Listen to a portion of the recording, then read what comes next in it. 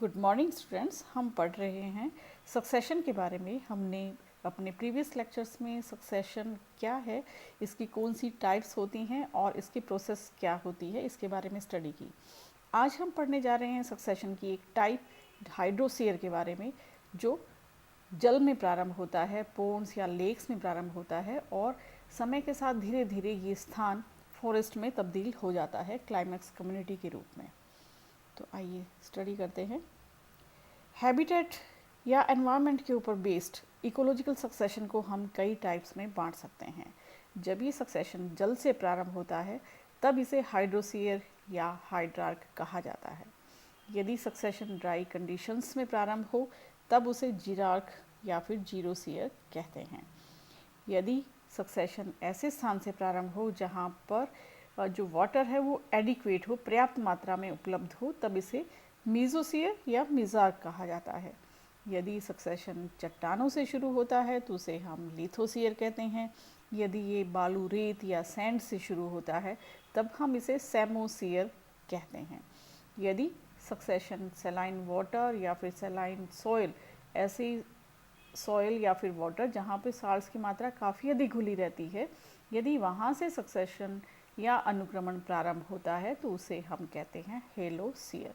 तो एनवायरमेंटल के ऊपर बेस्ड हम इकोलॉजिकल सक्सेशन की कई टाइप्स देख सकते हैं। आज हम इसमें स्टडी करेंगे हाइड्रोसीयर या हाइड्रार्क के बारे में। हाइड्रोसीयर यूजुअली स्टार्ट्स फ्रॉम पोन्ड, ये पोन्ड या लेक्स में स्टार्ट होता है।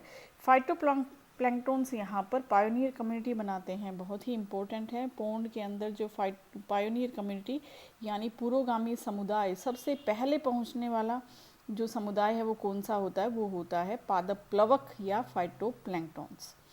ए फॉरेस्ट और a grasslands will be the climax community. Climax community के रूप में यहाँ विकसित हो जाता है या तो ग्रासलैंड या फिर forest. It includes several serial stages of plant and animal communities. अब इस सक्सेशन के अंदर हाइड्रोसीयर जो कि पोन्ड से स्टार्ट होकर अल्टीमेटली या तो ग्रासलैंड या फॉरेस्ट बना रहा है, तो इसके बीच की जो स्टेजेस होती हैं ना, सीरियल स्टेजेस कहा जाता है।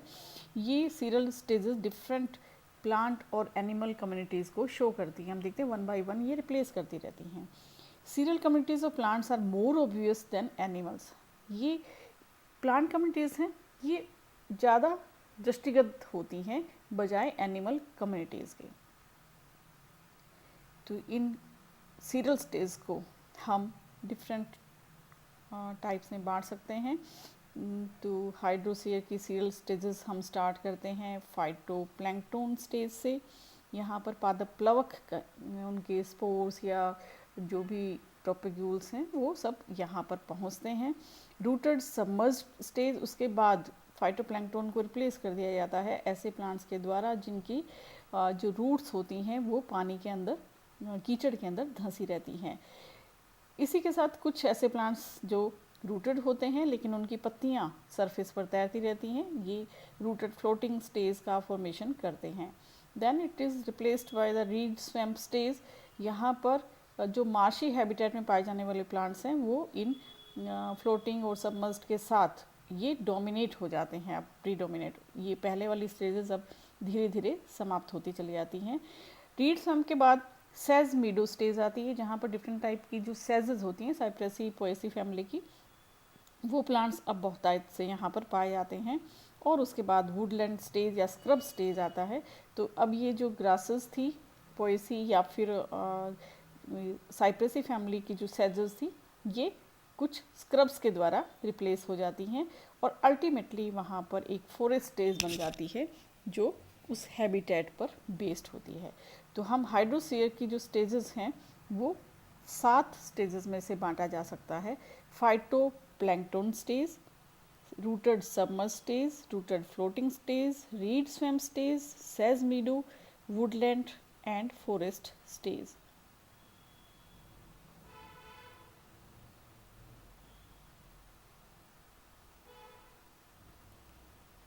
यहाँ पर हमें डायग्रामेटिक रिप्रेजेंटेशन दिखाई दे रहा है सक्सेशन का। ये फाइटोप्लैंक्टन स्टेज है।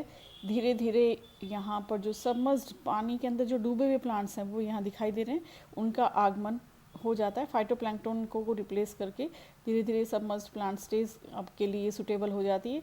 कुछ समय बाद ये सबमर्ज फ्री फ्लोटिंग स्टेज के लिए भी ये पोंड सूटेबल होता है। और उसके बाद आती है रीड स्वैम्प स्टेज, जो यहाँ पर मार्शी हैबिटेट का फॉर्मेशन हो जाता है, पानी की धीरे धीरे कमी हो जाती है और दलदल जैसा यहाँ पर ये अवस्था बन जाती है। और उसके बाद इसे सेज मीडो या मार्श मीडो, जो सेजेस हैं वो इनको रिप्लेस करती हैं और फिर उसके बाद ये स्क्रब स्टेज शो करती है और अल्टीमेटली यहाँ पर फॉरेस्ट का फॉर्मेशन हो जाता है। तो यहाँ हम देख सकते हैं कि किस तरह से पोंड डिफरेंट स्टेजेस से गुजरता हुआ फॉरेस्ट स्टेज का फॉर्मेशन करता है। तो ये हाइड्रोसीयर कहलाता है, जो जल से प्रारंभ होता है। तो पोंड या लेक्स में, ये शैलो जो लेक्स होती है वहाँ पर ये पाया जाता है और उसके बाद अल्टीमेटली यहाँ पर बहुत लंबा समय इसमें लगता है, ये फॉरेस्ट में तब्दील हो जाता है।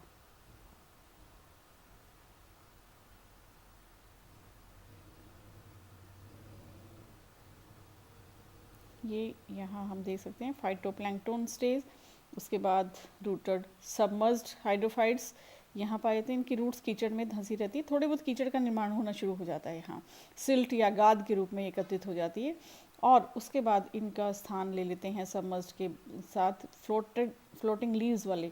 इनकी रूट्स सॉइल के अंदर है, सिल्ट के अंदर है, लेकिन पत्तियाँ जो है वो सॉइल सरफेस पर तैरती हैं, वाटर सरफेस पर तैरती हैं। और इसी के साथ जो फ्लोटिंग हाइड्रोफाइट्स हैं वो भी इनके साथ ही यहाँ पर दिखाई दे सकते हैं। उसके बाद आती है रीड स्वैम्प स्टेज। यहाँ पर हम देख सकते हैं कि ये सोइल बढ़ती जा रही है तालाब के अंदर सिल्ट के रूप में और ये पानी का जो लेवल है वो कम होता चला जाता है। तो ये रीड स्वैम्प स्टेज कहलाती है। उसके बाद ये सेज मीडो स्टेज आ जाती है, जो कि कुछ यहाँ मॉइस्चर उपलब्ध है तालाब में और उसके बाद ये वुडलैंड में परिवर्तित होती है, स्क्रब्स पाए जाते हैं, झाड़ियों जैसे प्लांट्स पाए जाते हैं और अल्टीमेटली क्लाइमेक्स कम्युनिटी के रूप में फॉरेस्ट का फॉर्मेशन हो जाता है।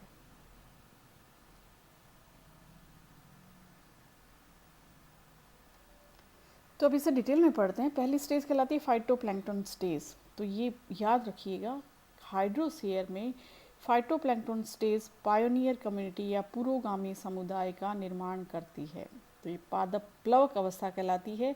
यहाँ पर जो एल्गी के स्पोर्स होते हैं वो दूसरे स्थानों पर विंड या वाटर के माध्यम से ये यहाँ पर माइग्रेट हो जाते हैं। इनिशियल स्टेज सक्सेशन के बनाते हैं। अब ये जर्मिनेट होते हैं, कोलोनाइज होते हैं, मल्टीप्लाई करते हैं और उसके बाद ये ग्रोथ करते हैं।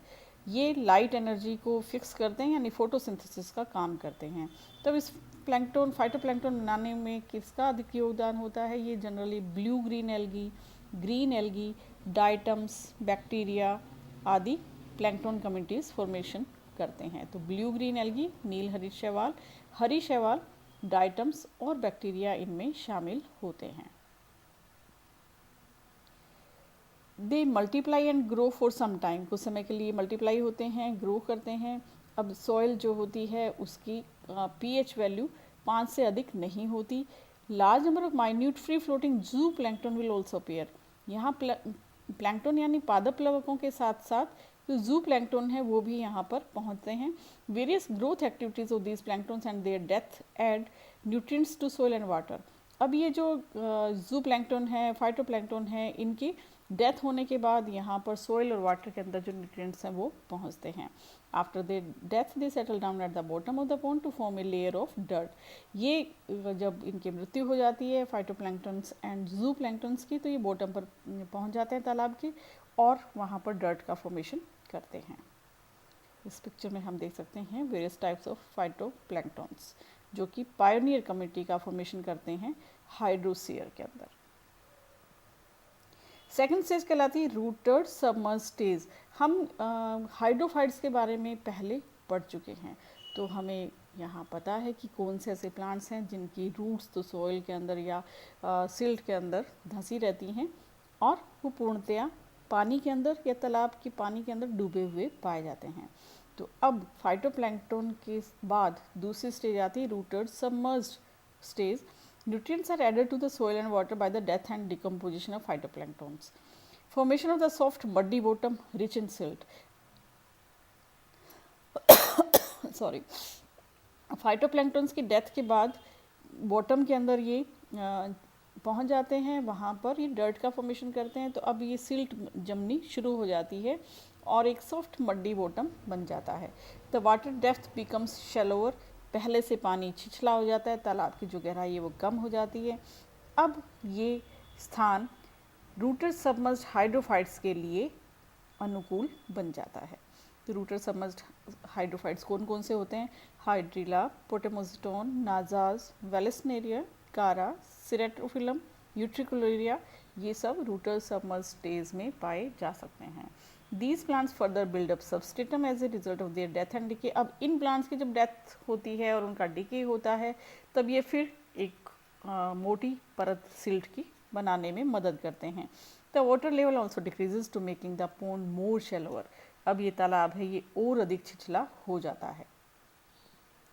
यहाँ हम हाइड्रिला, पोटेमोजिटोन, कारा, वेलिस्नेरिया देख सकते हैं जो कि रूटेड सबमर्ज्ड स्टेज जो हाइड्रोफाइट्स है उनका एग्जाम्पल बनाते हैं। थर्ड स्टेज आती है रूटेड फ्लोटिंग स्टेज। अब यहाँ पर रूट्स तो कीचड़ में धंसी हुई हैं, लेकिन ऐसे प्लांट्स आ जाते हैं जिनकी पत्तियाँ पॉन्ड की सरफेस को कवर करती हैं। रूटेड फ्लोटिंग स्टेज यानी पानी की सतह पर ये तैरती रहती हैं। Death and decomposition of rooted submerged plants and add more nutrients to the soil. पहले वाली स्टेज के जो प्लांट्स थे रूटेड सबमर्ज्ड प्लांट्स, उनकी डेथ होने के बाद ये सोइल के अंदर और अधिक न्यूट्रिएंट्स ऐड कर देते हैं। ये बॉटम की जो सोइल है या सिल्ट है उसको बढ़ाने का काम करते हैं। अब पानी की जो गहराई है वो 2 से 5 फीट ही रह जाती है। In this condition, rooted floating hydrophytes start to colonize the habitat with their rhizomes. अब ये जो rooted floating plants होते हैं, इनके जो rhizomes होते हैं ये colonize करना शुरू कर देते हैं habitat को। These rooted floating plants quickly cover the surface. अब ये surface पर तो इनकी पत्तियाँ पाई जाती हैं, rhizome इनके silt या soil के अंदर रहते हैं, तो ये completely cover the water body। इनकी जो floating leaves हैं वो पानी की सरफेस को पूर्णतया कवर कर लेती हैं। As a result the high light penetration into the water is inhibited and this results in the complete disappearance of submerged plants. अब इसका परिणाम क्या होता है कि हाई लाइट पेनिट्रेशन होता है वो इनहिबिट हो जाता है और इसके कारण जो सबमर्ज प्लांट्स है वहाँ तक लाइट पहुँच नहीं पाती, क्योंकि ये फ्लोटिंग लीव्स है ये पूरी सरफेस को कवर कर लेती हैं। तो ये सबमर्ज प्लांट्स अब डिसअपियर होना शुरू हो जाते हैं। जो इससे पहले वाली स्टेज है वो अब डिसअपियर होना शुरू हो जाती है। तो अब उनका स्थान कौन से प्लांट्स लेते हैं? निम्फिया, निलंबो, ट्रापा, सिंघाड़ा को कहते हैं ट्रापा। तो ये जो कमल हम देखते हैं तो निम्फिया, निलंबो, ट्रापा, जिनमें बड़ी चौड़ी पत्तियां होती हैं, काफ़ी थिक होती हैं, लेदरी होती हैं, ये वाटर की सरफेस को कवर कर लेती हैं और सबमर्ज प्लांट्स अब यहाँ से गायब होना शुरू हो जाते हैं। निम्फिया, निलंबो, ट्रापा के साथ ही ये तो है रूटेड फ्लोटिंग, इसके साथ ही कुछ फ्री फ्लोटिंग जो प्लांट्स हैं जैसे लेमना, वोल्फिया, पिस्टिया, सेल्विनिया, ये भी इनके साथ पाए जाते हैं। यहाँ हम पिक्चर में देख सकते हैं निम्फिया, निलंबो, मार्सिलिया जो कि टेडोफाइट है और ये ट्रापा या सिंघाड़ा। तो ये रूटेड फ्लोटिंग स्टेज को निरूपित करते हैं। फोर्थ स्टेज कहलाती है रीड स्वैम्प स्टेज। इसको एम्फीबियस स्टेज भी कहा जाता है, तो यानी पानी बहुत ही कम हो जाता है तो इस समय जो प्लांट्स पाए जाते हैं उसे हम एम्फीबियस स्टेज भी कह सकते हैं। The water level is very much reduced, 1 to 3 feet ही रह जाता है। The level of soil and silt increases, पानी तो छिछला होता जाता है, पानी की कमी होती जाती है और साथ ही सोइल और सिल्ट बढ़ती चली जाती है। And now rooted floating plants can not survive there, तो पानी की इतनी कमी हो जाती है कि जो फ्लोटिंग लीव्स वाले प्लांट्स हैं वो अब सर्वाइव नहीं कर पाते। The soil becomes more fertile bye death and decay of plants, अब और अधिक फर्टाइल हो जाती है जब इनकी डेथ होती है। जो भी रूटेड फ्लोटिंग प्लांट्स थे या फ्री फ्लोटिंग थे उनकी डेथ के बाद और अधिक ये फर्टाइल हो जाती है। In this stage the rooted floating plants are replaced by plant communities which can survive both in water and terrestrial condition will develop. अब क्या होगा कि ये पहले वाले तो पानी में तैर रही थी, या तो पत्तियाँ तैर रही थी या खुद तैर रहे थे, तो अब इनका स्थान ऐसे प्लांट्स ले लेते हैं जो दोनों जगह सर्वाइव कर पाए, यानी स्थलीय आवास में भी और जलीय आवास में भी। तो इनका स्थान दलदली क्षेत्रों में पाए जाने वाले, दलदली हैबिटेट में पाए जाने वाले प्लांट्स इनका स्थान ले लेते हैं। Most of these plants will be rooted, इनकी रूट्स तो पाई जाती हैं सॉइल या सिल्ट के अंदर, but their shoots are expose to the air. तो रूट्स तो इनकी कीचड़ में धंसी रहती हैं, लेकिन इनका पूरा जो एरियल पार्ट है वो एयर में ही पाया जाता है। They have well developed rhizome, इनमें विकसित राइजोम पाए जाते हैं। Plants in this stage form very dense vegetation over the area and this will prevent the light penetration to lower portion. अभी काफ़ी डेंस वेजिटेशन बनाते हैं ये स्वाम्पी एरिया में, और जो लाइट का पेनिट्रेशन है वो निचले स्तर तक नहीं पहुंच पाता है। At this condition the remaining rooted floating और फ्री फ्लोटिंग और सबमर्ज प्लांट, जो पहले इससे स्टेजेस थी, चाहे वो रूटेड फ्लोटिंग की हो, चाहे फ्री फ्लोटिंग की हो, चाहे वो सबमर्ज थे, वो सभी सीरियल स्टेजेस अब डिसअपियर्स हो जाती है, क्योंकि पानी यहाँ पर कीचड़ के रूप में तब्दील हो जाता है। तो इसके एग्जाम्पल हम दे सकते हैं टाइफा, सेजिटेरिया, रेननकुलस, पोलीगोनम एट्सेट्रा। तो इस पिक्चर में हम देख सकते हैं सेजिटेरिया और रेननकुलस। यहाँ आप इन दोनों में हमने हिट्रोफिली पढ़ी थी। दो तरह की लीव्स पाई जाती हैं। पानी में जो इनका डूबा हुआ भाग होता है वो कटी फटी लीव्स शो करता है, जो एक्सपोज होता है वहाँ पर एंटायर लीव्स पाई जाती हैं। तो ये रीड स्वैम्प स्टेज को दर्शाने वाले हाइड्रोफाइट्स हैं, सेजिटेरिया, रेननकुलस एंड टाइफा। आज हम इसमें पार्ट 1 में इतनी ही स्टडी करेंगे, इतने ही स्टेजेस पढ़ेंगे, बाकी की हम नेक्स्ट लेक्चर में लेंगे। Thank you.